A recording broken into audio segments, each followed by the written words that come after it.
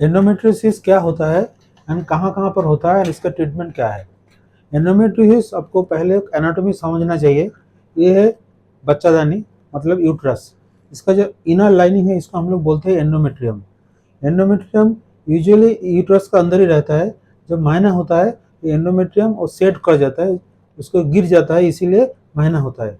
Usually क्या होता है एंडोमेट्रियम दूसरे कोई जगह पर होता है यूट्रस का अंदर छोड़कर, तब हम लोग उसको बोलते हैं एंडोमेट्रियोसिस। जैसे कहाँ-कहाँ पर हो सकता है एंडोमेट्रियोसिस, जैसे वो चला जाता है यूट्रस का जो मसल लेयर इसका बोलता है एडेनोमाइस होता है, फिर वो बाहर चला जाता है यूट्रस का अंदर, सो इसको ओवरी में चला जाता है तो हम उसको उसको बोलते हैं चॉकलेट सिस्ट।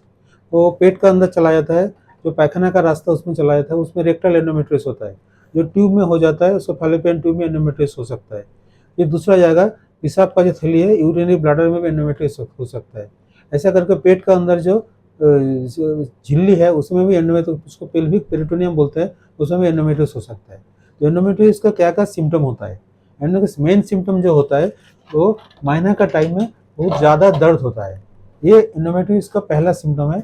वो महीना का पहले भी होता है, महीना का टाइम भी होता है, फिर महीना के बाद भी होता है।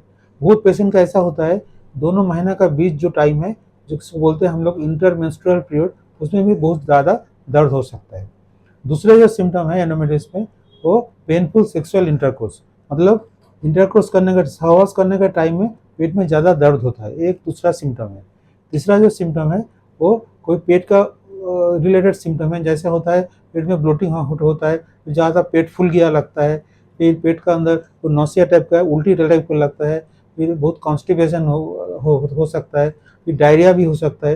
ये एंडोमेट्रियोसिस का एक सिम्पटम आ सकता है। तीसरा सिम्पटम जो है एंडोमेट्रियोसिस में वो पॉटी करने के टाइम में बहुत ज़्यादा दर्द होता है, तो नहीं तो वो यूरिन पास करने का टाइम में, पेशाब करने का टाइम में ब्लड जा सकता है, ब्लैडर एंडोमेट्रियम है, ब्लैडर में एंडोमेट्रियोसिस तब होता है।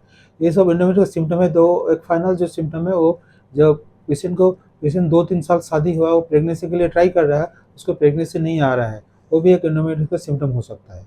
सो ये एंडोमेट्रियोसिस, ये सब सिम्पटम जो कॉमन होता है, ये सब सिम्पटम होगा तो आपको डॉक्टर के पास जाना चाहिए, डॉक्टर से कंसल्ट करना चाहिए, क्योंकि बहुत टाइम में ऐसा होता है हम लोग जो ही कोई जनानी का कोई पेट में दर्द होता है, कोई बच्ची का पेट में दर्द होता है, तो कोई जनरल फिजिशियन के पास चली जाती है। जाने के बाद वो कोई दर्द का दवा दे देता है, उसमें क्या होता है दवा खाने के बाद पेन कम हो जाता है, वो फिर भूल जाता है उसका पेन के बारे में।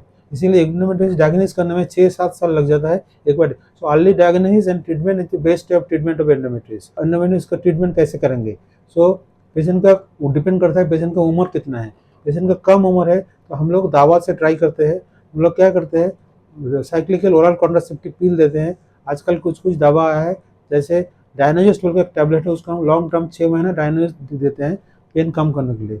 फिर दोबारा इसमें पेन कम नहीं होता, बहुत ज़्यादा पेन है, उसको प्रेगनेंसी नहीं आ रहा है, तो उसमें हम लोग लेप्रोस्कोपिक सर्जरी के बारे में बोलते हैं। लेप्रोस्कोपिक सर्जरी में करके उसको जो एंडोमेट्रियम कोई लीशन है पेट के अंदर, उसको हम एक्सरसाइज कर देते हैं, करके उसको पेन कम करने का कोशिश करते हैं। जिसका प्रेगनेंसी चाहिए, जल्दी जल्द उसको जाकर प्रेगनेंसी आ जाए, उसका हम लोग कोशिश करते हैं।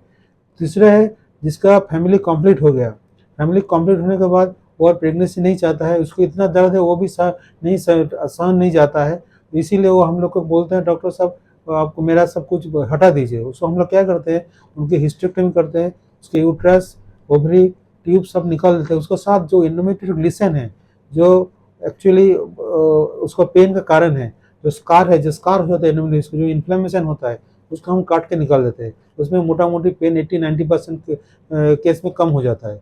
सो ये शॉर्ट में हम लोग डिस्कस किया एंडोमेट्रियोसिस के बारे में। मैं हूँ डॉक्टर शंकर दास महापात्र। मैं 25 साल से कलकत्ता में प्रैक्टिस कर रहा हूँ। मैंने भागीरथी नेमेटे hospital for women and child care centre, new town से जुड़ा हुआ हूँ।